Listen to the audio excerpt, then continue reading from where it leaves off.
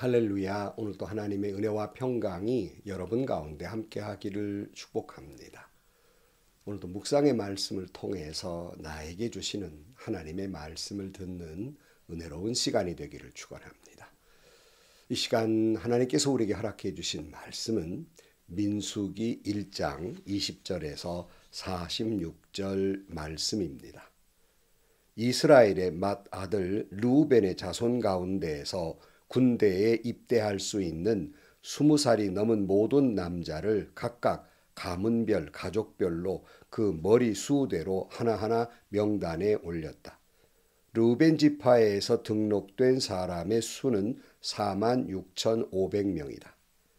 시므온 자손 가운데에서 군대에 입대할 수 있는 20살이 넘은 모든 남자를 각각 가문별, 가족별, 그 머리 수대로 하나하나 명단에 올렸다. 시므온 지파에서 등록된 사람의 수는 59,300명이다. 가세 자손 가운데에서 군대에 입대할 수 있는 20살이 넘은 모든 남자들을 각각 가문별, 가족별로 명단에 올렸다. 각 지파에서 등록된 사람의 수는 45,650명이다. 유다의 자손 가운데에서 군대에 입대할 수 있는 20살이 넘은 모든 남자를 각각 가문별, 가족별로 명단에 올렸다. 유다 지파에서는 등록된 사람의 수는 74,600명이다. 이사갈의 자손 가운데에서 군대에 입대할 수 있는 20살이 넘은 모든 남자를 각각 가문별, 가족별로 명단에 올렸다. 이사갈 지파에서는 등록된 사람의 수는 54,400명이다. 스불론의 자손 가운데에서 군대에 입대할 수 있는 20살이 넘은 모든 남자를 각각 가문별, 가족별로 명단에 올렸다. 스불론 지파에서 등록된 사람의 수는 57,400명이다. 요셉의 아들 에브라임의 자손 가운데에서 군대에 입대할 수 있는 20살이 넘은 모든 남자를 각각 가문별, 가족별로 명단에 올렸다. 에브라임 지파에서는 등록된 사람의 수는 45,000명이다. 므낫세 자손 가운데에서 군대에 입대할 수 있는 20살이 넘은 모든 남자를 각각 가문별, 가족별로 명단에 올렸다. 므낫세 지파에서 등록된 사람의 수는 32,200명이다. 베냐민의 자손 가운데에서 군대에 입대할 수 있는 20살이 넘은 모든 남자를 각각 가문별, 가족별로 명단에 올렸다. 베냐민 지파에서 등록된 사람의 수는 35,400명이다. 단의 자손 가운데에서 군대에 입대할 수 있는 20살이 넘은 모든 남자를 각각 가문별, 가족별로 명단에 올렸다. 단 지파에 등록된 사람의 수는 62,700명이다. 아셀의 자손 가운데에서 군대에 입대할 수 있는 20살이 넘은 모든 남자를 각각 가문별, 가족별로 명단에 올렸다. 아셀 지파에서 등록된 사람의 수는 41,500명이다. 납달리 자손 가운데에서 군대에 입대할 수 있는 20살이 넘은 모든 남자를 각각 가문별, 가족별로 명단에 올렸다. 납달리 지파에 등록된 사람의 수는 53,400명이다. 이 사람들은 모세와 아론이 각 집안에서 한 사람씩 뽑힌 이스라엘의 12지도자들과 함께 조사하여 등록시킨 사람들이다. 이스라엘 군대에 입대할 수 있는 20살이 넘은 모든 이스라엘 자손이 각 집안별로 등록되었다. 등록된 이들은 모두 60만 3,550명이다. 아멘. 이스라엘 자손이 이집트에서 노예 생활을 하다가 하나님의 은혜로 탈출을 하게 돼서 그들이 시내산에 이르게 됩니다. 언약의 말씀과 십계명 그리고 율법을 받고 하나님과 언약을 맺게 됩니다. 그러면서 시내산에서 머무른 기간이 약 1년은 남짓됩니다. 이제 하나님께서 그들에게 사인을 주셔서 출발 신호를 보냅니다. 이 출애굽기 40장에 있는 말씀인데요. 출애굽기 40장 34절 말씀에 그때에 구름이 회막을 덮고 주님의 영광이 성막에 가득 찼다. 모세는 회막에 구름이 머물고 주님의 영광이 성막에 가득 찼으므로 거기에 들어갈 수 없었다. 이스라엘 자손은 구름이 성막에서 거치면 진을 거두어 가지고 떠났다. 그러나 구름이 거치지 않으면 거칠 때까지 떠나지 않았다. 그들이 길을 가는 동안에 낮에는 주님의 구름이 성막 위에 있고 밤에는 구름 가운데에 불이 있어서 이스라엘 온 자손의 눈앞에 밝혀 주었다. 그랬어요. 낮에는 구름기둥, 밤에는 불기둥으로 그들을 인도하시면서 그들을 출발하게 합니다.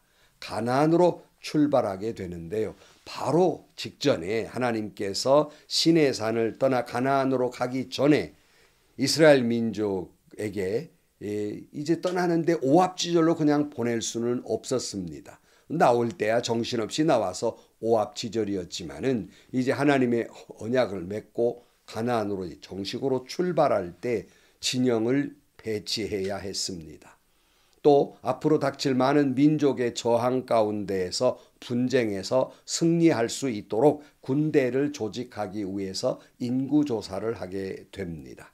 오늘 본문은 지난 시간에 이어서 이스라엘 인구를 계수하는데 그중에 전쟁에 나아갈 만한 지파별 남자의 수가 몇 명이나 되는지 계수하여 기록한 말씀입니다. 근데 이 순서가 재미있는 것은 이 각 지파의 순서가 소개되는데요. 그것은 그 조상의 어머니의 순서에 따라서 소개가 됩니다. 오늘 본문 20절에서 31절까지는 레아의 후손입니다. 그리고 32절부터 37절까지는 라헬의 후손입니다. 그리고 38절에서 46절까지는 빌하와 실바의 후손들입니다. 다 이들을 이제 계수하고 보니까 오늘 45절이에요. 이스라엘 군대에 입대할 수 있는 20살이 넘은 모든 이스라엘 자손이 각 집안별로 등록되었다. 등록된 이들은 모두 60만 3,550명이다. 그랬어요. 그러니까 이스라엘 전체 인구를 조사했는데요. 20살이 넘은 남자의 수가 군대 갈 만한 남자의 수가 60만 3,550명이었어요. 그러니까 짐작해 보건대 어린아이나 여성들의 숫자까지 다 합하면 적어도 한 150만에서 한 200만 명쯤 되는 것으로 추산이 됩니다. 여러분, 이게 얼마나 놀라운 일이냐면요. 이들이 430년 전에 야곱의 식솔들을 끌고 요셉에 의해서 이집트로 내려갈 때 그 식솔들의 수는 겨우 70명이었어요. 70명이 이제 뭐 씨족 정도 되는 거죠. 그들이 이제 이집트에서 살게 됐는데 칙령에 따라서 이집트의 고생이라는 곳에다가 이제 거기서 지내게 됩니다.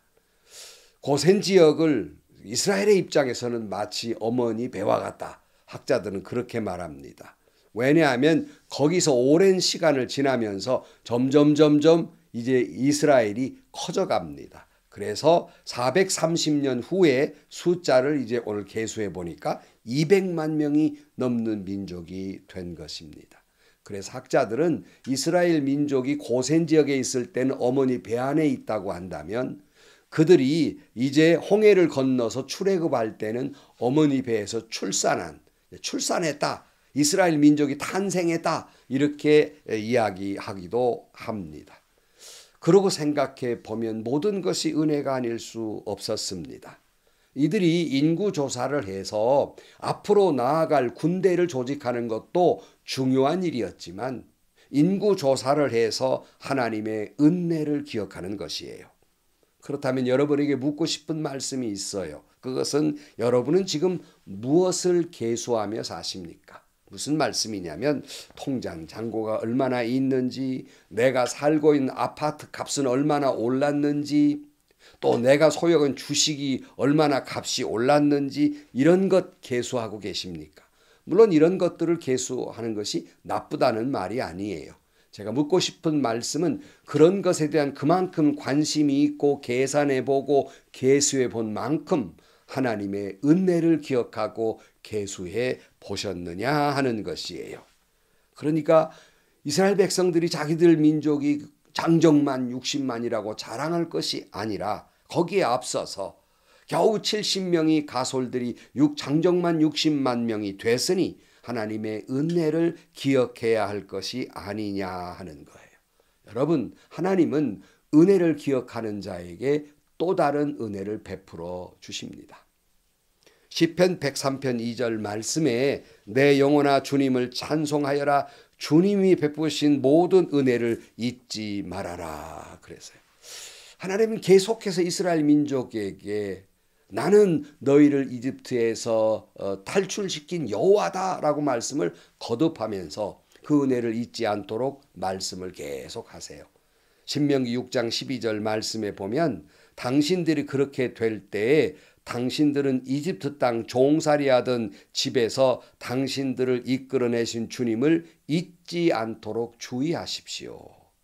신명기 8장 12절 이하에 보면 당신들이 배불리 먹으며 좋은 집을 짓고 거기에서 살지라도 또 당신들의 소와 양이 번성하고 은과 금이 많아져서 당신들의 재산이 늘어날지라도 혹시라도 교만한 마음이 생겨서 당신들을 이집트 땅 종살이 하던 집에서 이끌어내신 주 당신들의 하나님을 잊어버리는 일이 없도록 하십시오.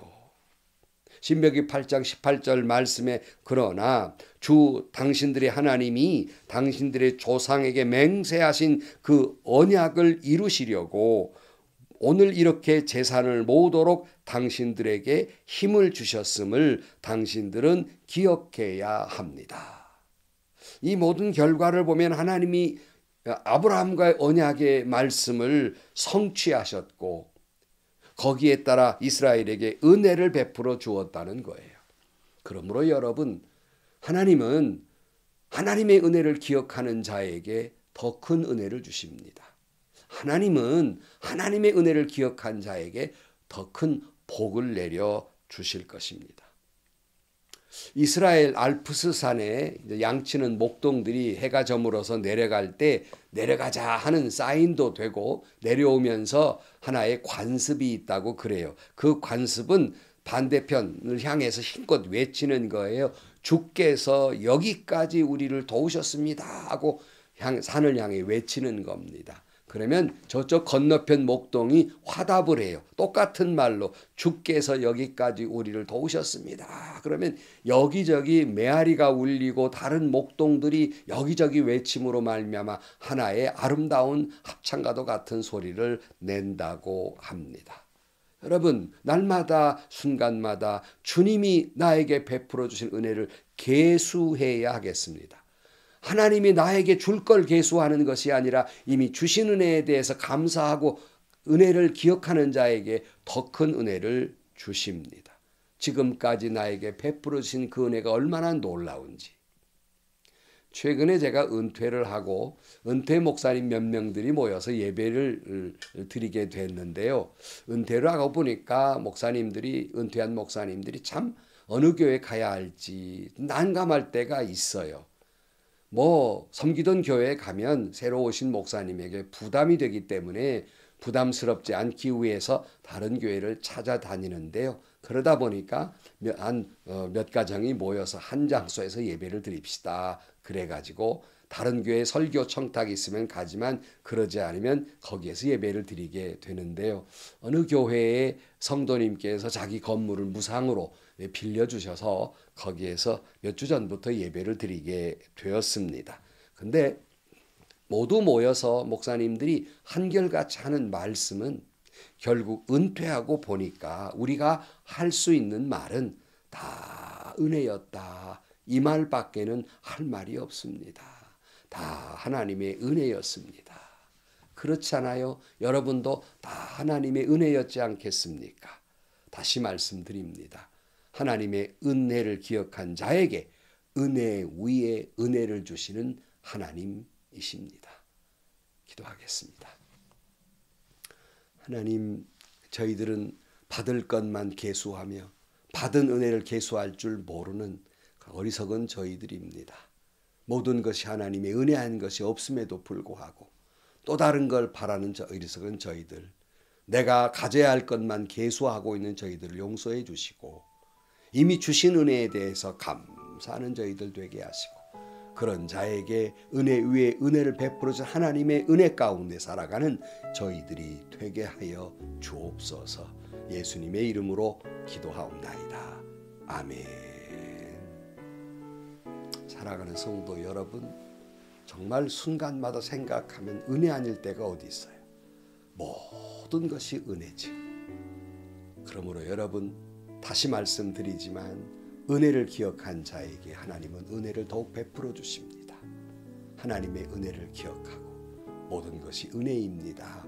거칠애로 인사말로 하는 것이 아니라 진실로 그 은혜를 기억하고 하나님의 은혜를 선포하며 살아가는 저와 여러분들이 되시기를 축복합니다. 행복하시고요. 좋은 일이 가득한 하루가 되시기를 주님의 이름으로 간절히 축원합니다.